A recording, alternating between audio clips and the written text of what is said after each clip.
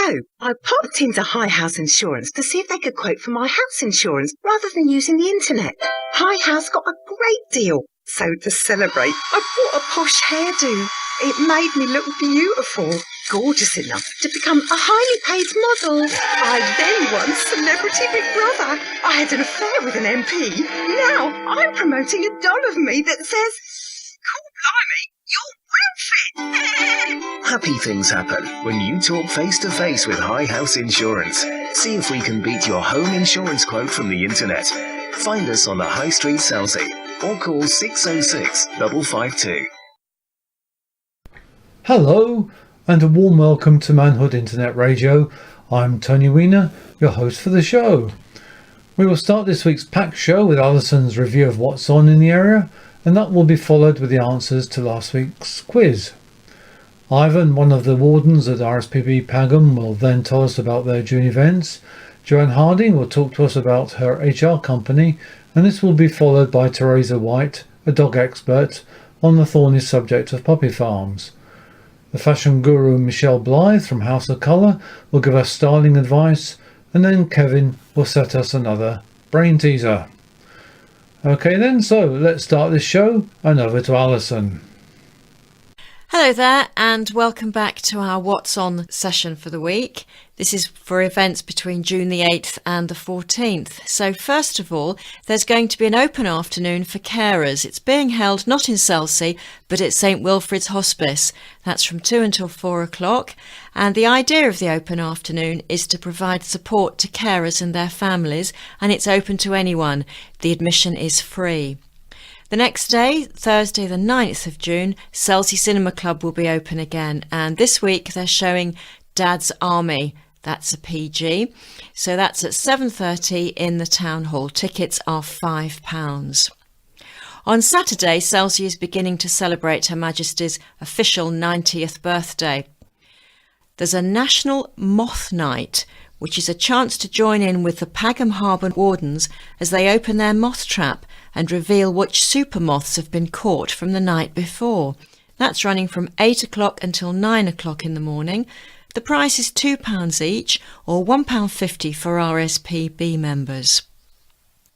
There's a Flowers in Mixed Media workshop with Wendy Gelbert being held from 10 o'clock until 4 o'clock at the Selsey Centre on Saturday the 11th of June. Admission is £25 and it's being organised by Artstream. Now back to the Queen's official birthday. There's a celebration on East Beach Green from 2 in the afternoon until 8 in the evening. There'll be lots going on, including live music, entertainment, games, bands, stalls and a bar.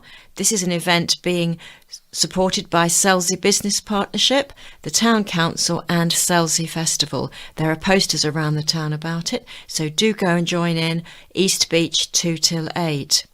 On Sunday, the next day, the Selsey carers are having a car boot sale, which will be held at the Academy from 7:30 in the morning until 1 o'clock. The cost is £7 per car, or a car and trailer is £10 and vans at £12. If you'd like someone to guide you around Medmerry and unsure of what birds you're looking at, there'll be friendly bird guides at Stilt Pools, Medmerry, to help you spot and identify any wildlife that you see. If you want to take your car, you should park at the Ernley car park. The postcode for that is PO20 7JL, and you can walk from there.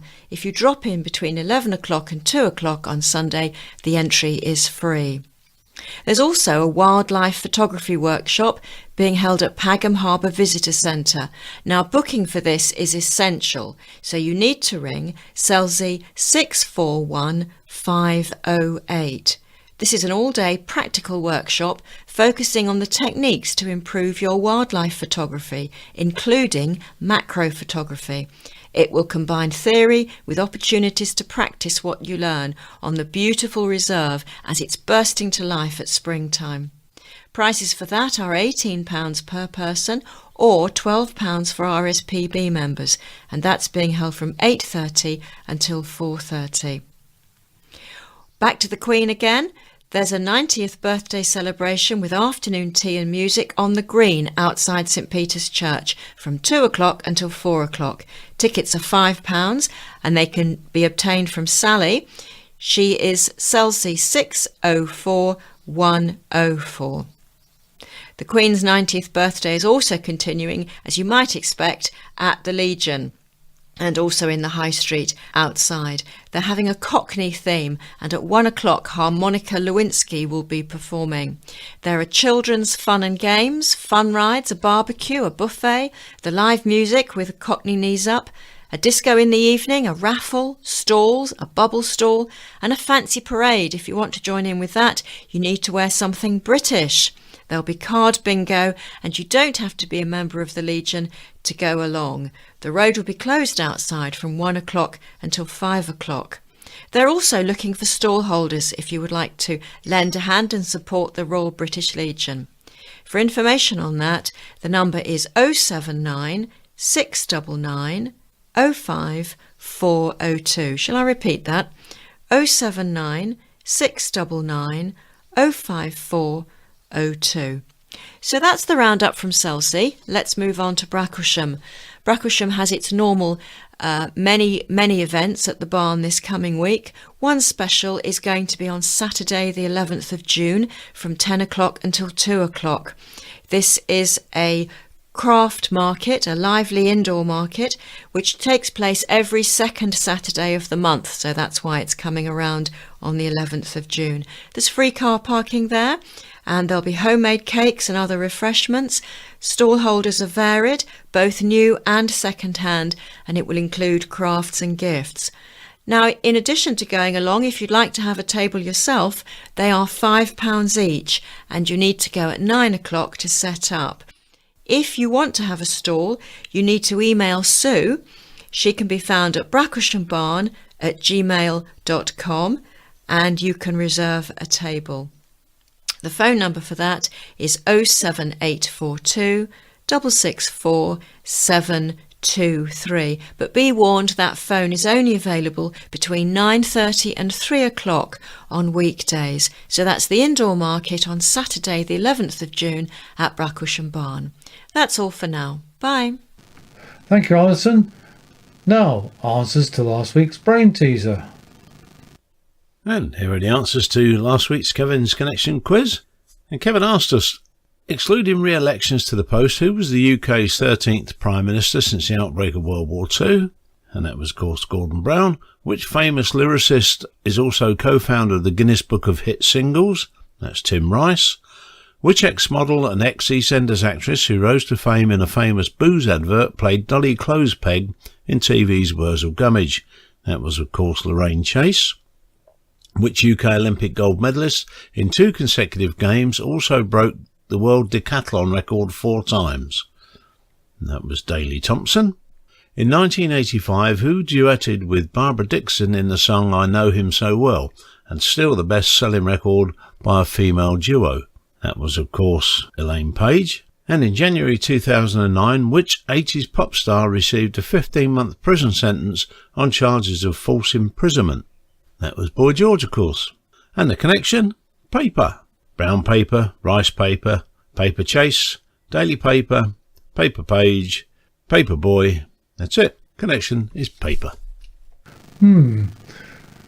Okay, so it's over to John, who will introduce the item on the RSPB Pagham events. John Fletcher is at the RSPB Pagham Harbour Reserve to talk to Ivan, one of the wardens, who will highlight the events of this coming month. First weekend in June will be our annual orchid walk down in one of our meadows, which is normally a place where people are not allowed, but we will be opening it up for an hour for people to have a look at the orchids there. In celebration of National Moth Night, we will be doing an opening of the reserve's moth trap on the 11th of June, which will obviously be the combination of a whole night's worth of mothing, and we will be looking for the various surprises. Even the warden will not know what's in the actual trap, so we could be in for some nice surprises that night. What do you usually find? A wide range of moths, from sort of the big hawk moths down to some of the very small micro moths, which are very difficult to identify. But yeah, we got a good variety. It could be 50 or 60 species in June, hopefully. And then towards the end of the month, we have a guided walk of the harbour run by one of our volunteers who will take people around, showing them all the delights of the summer at Pagham Harbour.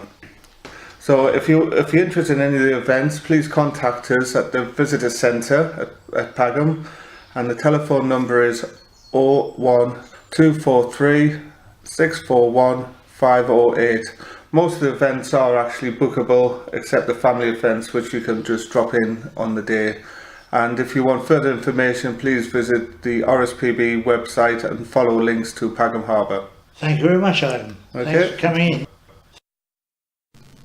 Thank you, Ivan. A fascinating set of things to do and see, and it's all on our doorstep as well. A change of scene now as we pass over to Keith, who is talking to a local HR outsourcing company. With me now, I've got Joanne Harding from Workforce Window Limited. Morning, Joanne. Good morning. Now, tell us a little bit about yourself and about Workforce Window Limited. The Workforce Window is an HR company, and it specialises in outsourcing a range of HR topics to small and medium-sized companies. I've actually been in HR for over 25 years, and the company has been established since 2004. We work across all sectors, and we carry out things like recruitment, employment law, sickness absence monitoring, training, which includes areas like recruitment selection, line management, development, coaching, absence management, performance management and appraisals. And we work across the UK, but have main sites based in Sussex, Hampshire, Surrey and London. Okay. Now, HR, of course, is a minefield for most companies. Yes. And especially smaller companies, because they sometimes can't afford to employ a full-time HR consultant. So they look to go to other companies and do it on a part-time basis or an ad hoc basis. Is that something you do? Yeah, that's exactly what we do as an outsourced HR organisation. We try to focus on the smaller to medium-sized companies because, exactly as you say, they can't afford the HR team the same way as they would outsource their IT or finance. They would then come to us with some issues that they've got, maybe over someone's performance or disciplinary. From that, they would seek our advice, and then quite often we help them going forward in terms of any future training, having policies and procedure pack in place and things like that. Yeah, I mean, it's very difficult for small companies to stay on the right side of the law, for one. I mean, I know with the pensions thing, in the situation it is at the moment, the small companies are falling by the wayside because they'd rather pack up than, a little two-man band would rather pack up than get involved with it. And that's exactly right. I mean, years ago when I started out, you could have pleaded ignorance and said, oh, I didn't know that in terms of employment law. Nowadays you can't. If you employ someone, you're expected to know everything. And obviously someone is specialist in their trade and they don't know the details of HR the same way I'm not an IT expert or an accountancy expert. That's why I outsource that side of my business. So people come to us so they know they're legal, they know they're on top of the law. And areas where, say, like childcare and healthcare that we work with, they have criteria they're inspected on, and an area of that is HR as well. And of course, with childcare and time off for looking after family and dependent relatives and stuff like that now is an absolute minefield there. And a lot of people perhaps are entitled to a lot more than they're getting. They are. They can be. Some people are entitled to more than they're getting. Some people are getting more than they're entitled to. You find that a lot of employees tend to be more clued up than their employers because they've searched it via ACAS, Google and things like that. And they'll come to their employer and say, I understand I'm entitled to X. And that's quite often when we get a call from the employer saying, can I just check this out because I have been told and I'm not aware. So then again, we can help from that angle as well. So would you work on a sort of retained basis where if I was a small businessman, I'd pay you a fee for the year and then I could use you to answer so many questions in the course of a year or... You can do as you wish, really. Some people pay us on an annual retainer basis and that way they get employment law updates every month. they outsource the whole of their policy and procedures, so we update them. They outsource their recruitment to us and any issues. Some people will pay as they go, so as they've got issues. Other people will pay for a one-off day or a training course or a project. So we really are flexible in terms of what people want. But mainly, a medium-sized company would pay on an annual retainer, so they know what they've paid, they know they've paid up, they know they've got the advice there. And how about things like contracts?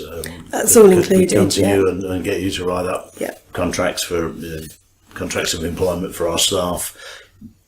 If I had a company of, say, 6 people and I realised all of a sudden that they haven't got any written contracts, I could come to you and say, I need contracts for these 3 painters and 3 bricklayers or whatever.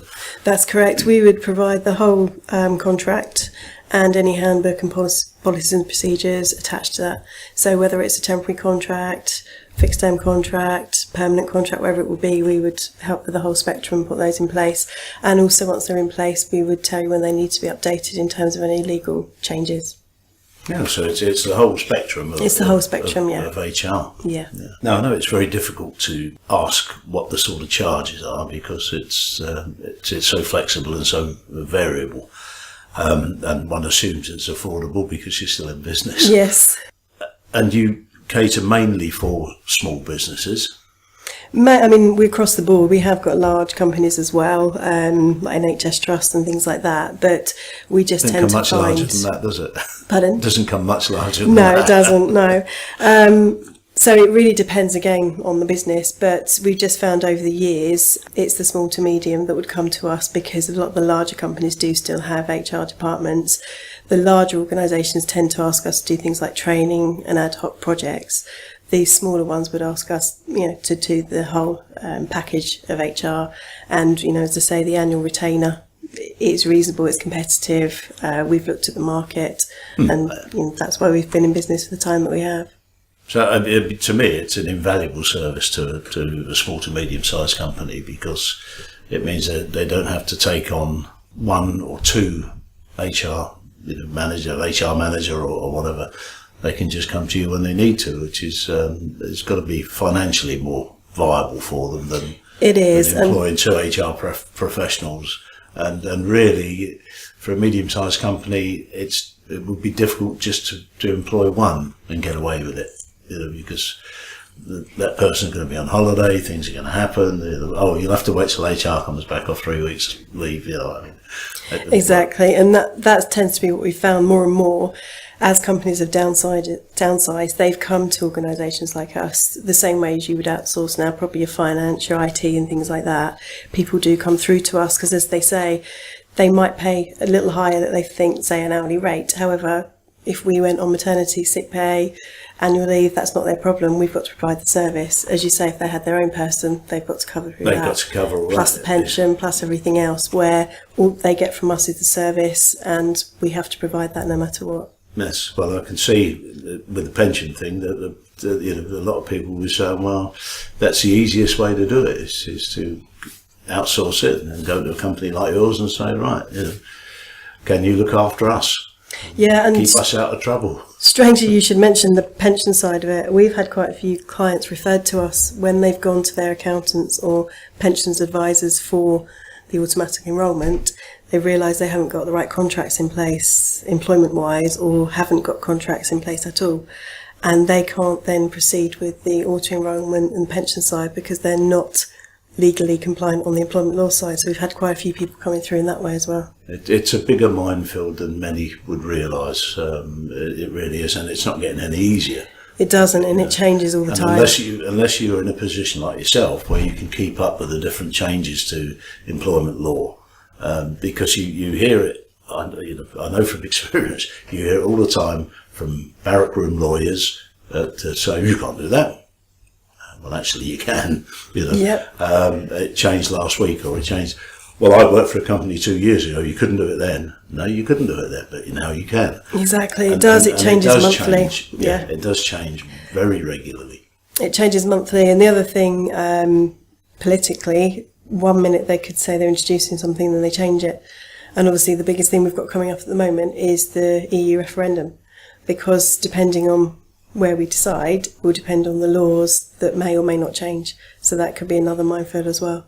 And on a personal opinion note, if we do come out of the EU, do you think it would make a big change to employment law in this country? Yes, I do. Yeah, I mean, what I'm trying to get out of you is the laws have changed a tremendous amount since we've been in the EU, and there might be changes afoot if we come out. Yes. Would you see it as an improvement or a retrograde step? I'm really not sure, to be honest. I think it's a case of we'd have to wait and see. A lot of the EU laws that have been imposed on us as a country have been quite expensive. However, some of them have been imposed have been very beneficial to employees. So it'd be really hard to say at the moment which way we're going to go, and then secondly, whether any of the laws would change or whether we'd keep them in place but change them to more what the UK would actually like rather than what EU have imposed on them. Yeah. But either way it would be expensive, because if you're going to change it, you've got to go through all the legalities of changing it and the different acts. And obviously if you're keeping it, you've got to stay with the cost that we've got at the moment. Yes, indeed. Well, we'll look forward to June and find out, or it probably won't happen in June, but later in the year we'll know what's happening. We will know what's happening, but in terms of legal employment law, it could take 2 years for any changes to happen. So it would be a long process, and Yes, it would be indeed. quite an expensive process for changes And as a well. busy time for you, no doubt. Yes. Now, if people want to contact you, or they want to get hold of you, how can they do that? They can do that by contacting us on the number 01243 671884. The website is www.workforcewindowlimitedltd.co.uk, and all the contact details are on there as well. Okay, brilliant. Okay, thanks Well, very much. thanks for coming in and enlightening us about HR. Not an easy thing to do. And we look forward to seeing you again in the future. Catch Great. up with you. Thank you very much. Thank you very much. Thank you, Joanne and Keith. Now an item about puppy farms from a dog expert, Teresa, who is talking to John Fletcher. Right, in the studio today we have Teresa White, who's going to talk about puppy farms. Hello, Teresa. Hello there.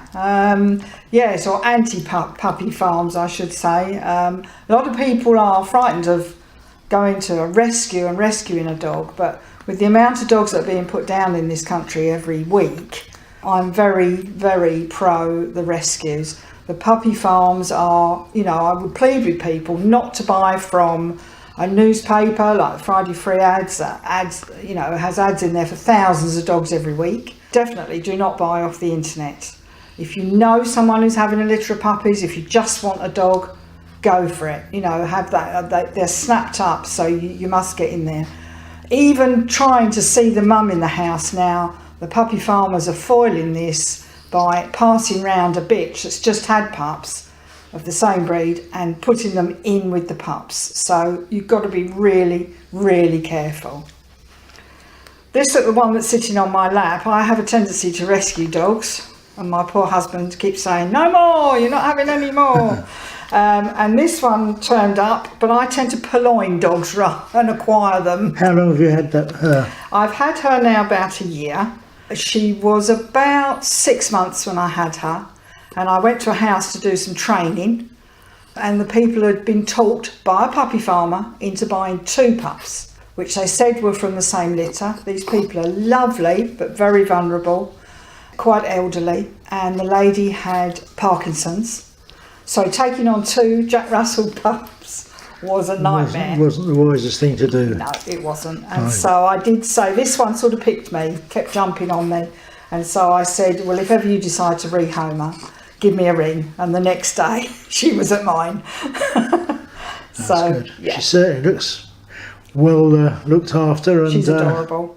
And very, well-behaved. very bright. Well behaved. Yeah, she is.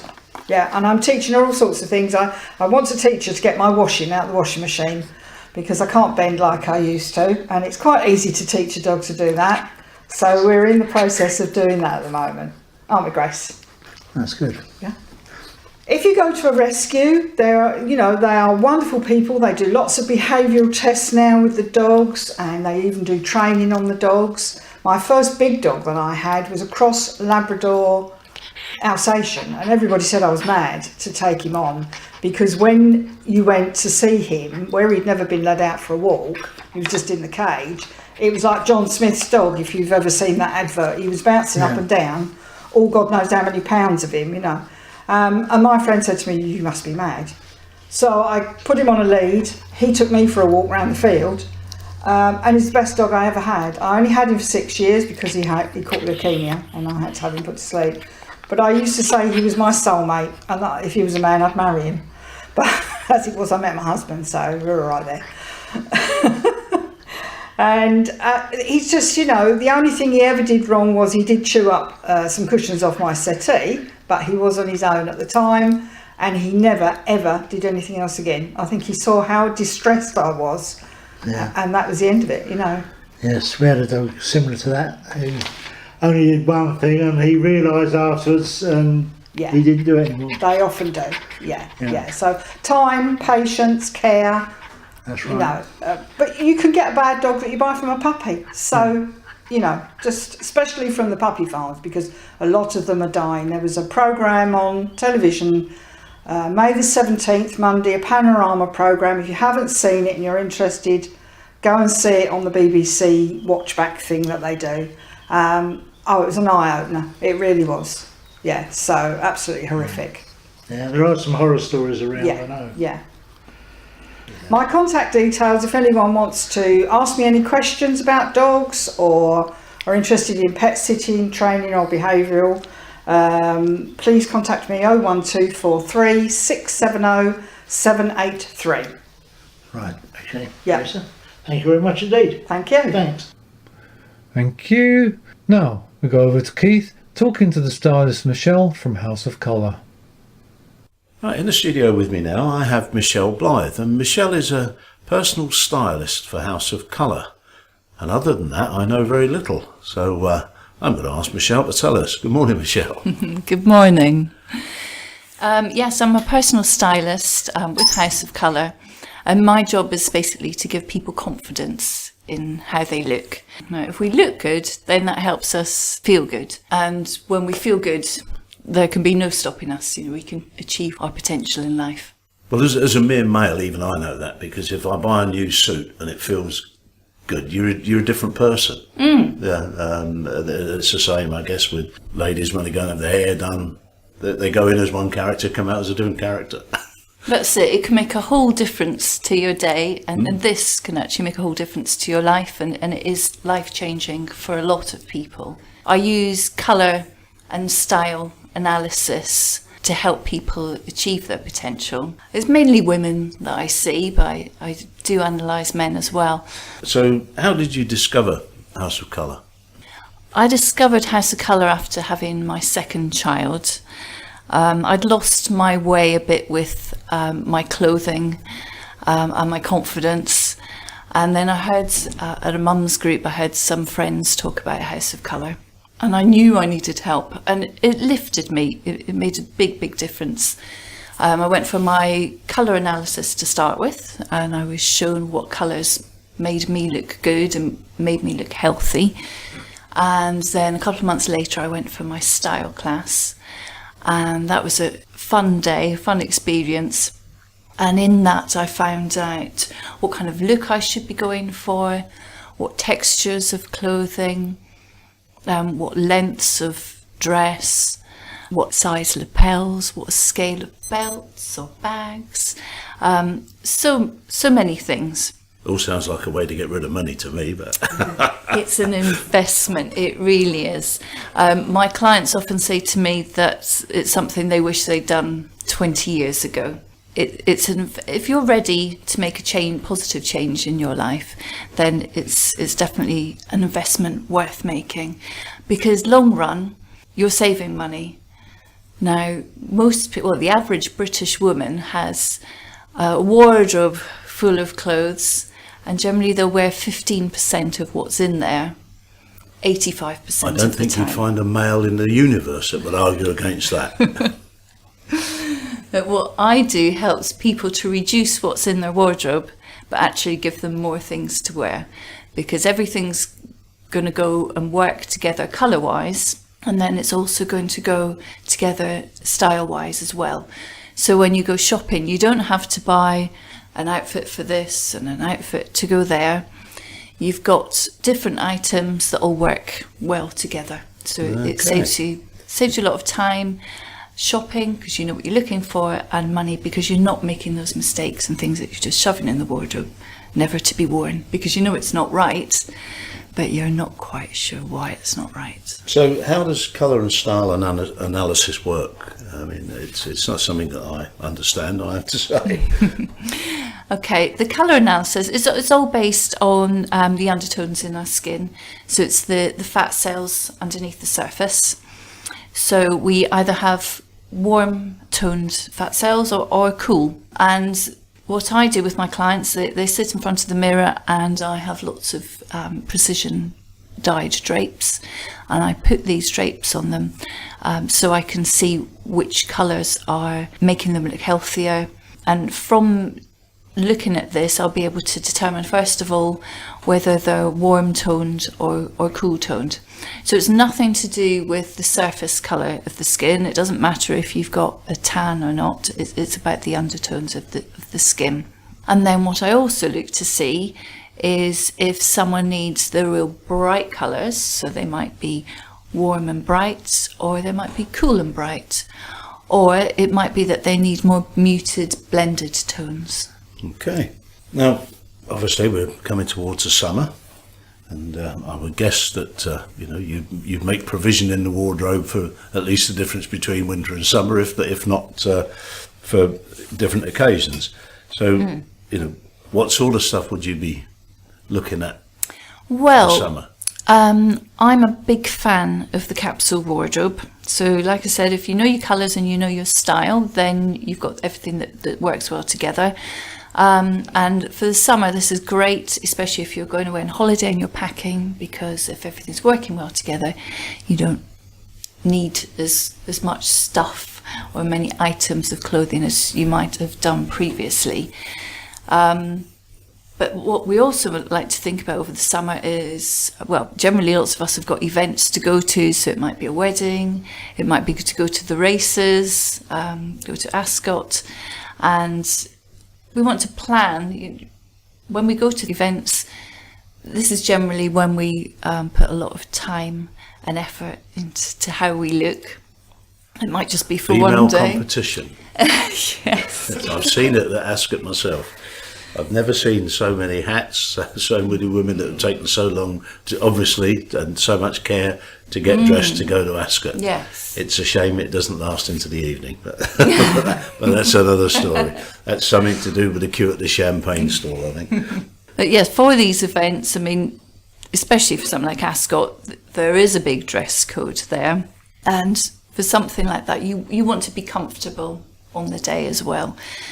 People usually invest a lot of money for their outfits, but if you're wearing something that's not comfortable, you're not going to wear that again. You're not going to get as much use out of that outfit as you could potentially do so. But yes, you want to think about dress code. For Ascot, hats are compulsory, as we know. No fascinators allowed. A hat needs to have a solid base of 4 inches or more. There's also things to consider like skirt length, because that needs to be below the knee. And straps, so straps on your dress or on your top, they should be at least 1 inch wide. So all things to consider. And then obviously for things like weddings, what we need to do is think about the dress code there as well. It might be that you want to go back to the bride and groom and find out if there is a formal dress code. You need to take things into consideration. Is it a marquee? Are you going to be standing on the grass? If so, you want to be avoiding things like kitten heels and stilettos, because they're not going to help you. But this summer, block heels are really on trend, so that will make life a lot easier. Hats aren't always essential for a wedding, but if that's something that fits with your clothing personality, then that's something that you might feel comfortable doing. And on my style day, that's when I allocate people a clothing personality. So that is based on people's body architecture. So it's the shape of your body, not just the wobbly bits on top, it's the actual the shape of your body. And then also look at your personality. So dressing is not just about what's on the outside, it's also, we want to reflect our personality in that clothing. So clothing personality is a combination of dressing you as a person, you on the outside, you on the inside, and also looking at your lifestyle. So you want to be wearing things that are practical for you, that you're going to wear. So when you actually go out, you're feeling 100% confident in what you're wearing, which makes you feel confident in yourself, of course, and you go out feeling very good. That's it. And as we said before, if you feel good, then that makes a huge difference to your day. Oh, it does. If you feel good, you look good. I'm convinced of that.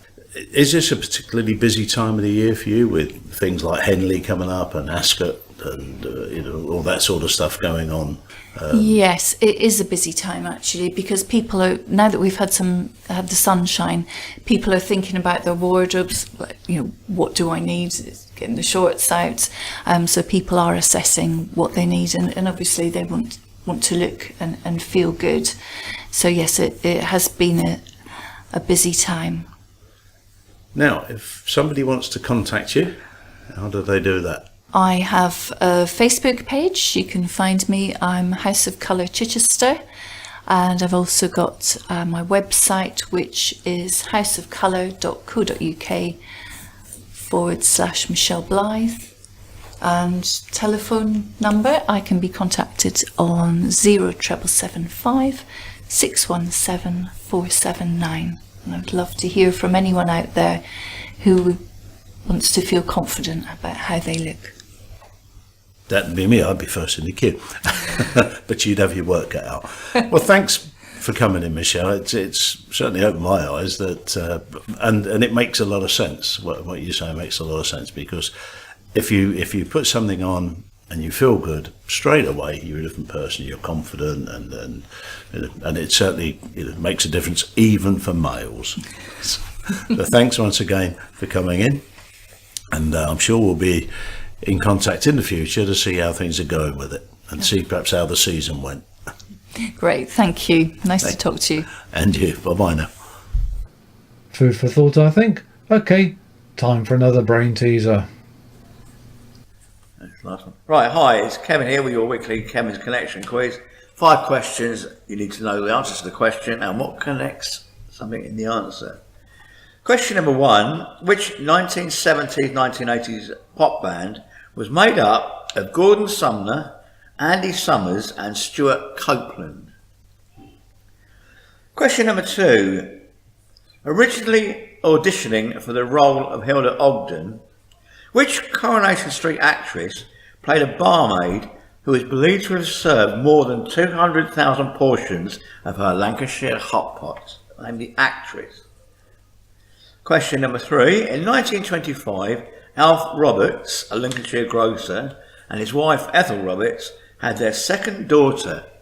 How did she become better known? A very famous person. Question number 4. Television. Which 1970s Northern variety show, compared by Colin Crompton, introduced the talents of Cannon & Ball, Paul Daniels and the Grumbleweeds to the world? What was the programme called? And question number 5, a bit more highbrow. Willie Loman was the lead character in which Arthur Miller play, first performed in 1949. There's your questions. What connects the answers? Good luck. Okay, so that's the end of this week's show. So it's thanks to all our contributors, including Local Life magazine, our sound editor John Mullett, our presenters Alison and Keith, and not forgetting our producer John Fletcher.